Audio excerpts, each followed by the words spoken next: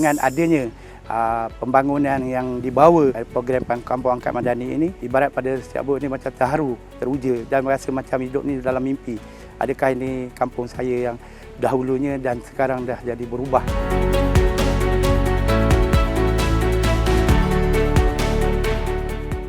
Jadi saya rasa pembangunan ini meliputi semua sudut.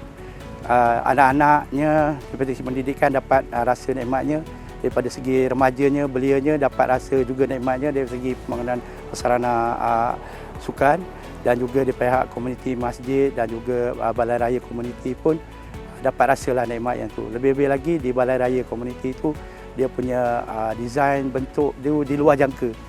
Dan Cik Abu pun tak pernah fikir sampai tahap macam itu. Ibarat tu macam mimpi lah.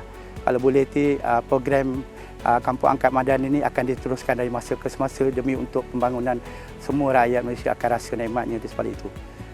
Terharu dan teruja. Saya ucapkan banyak ribuan terima kasih di atas apa yang diberikan kepada kami di Kampung Sungai Tonsek ini. Ibarat macam durian runtuh.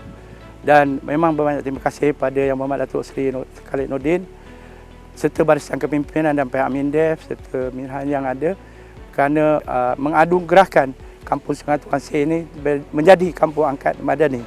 InsyaAllah apa yang dikurniakan pada kampung kami akan memanfaatkan yang sebaik mungkin dari masa ke semasa.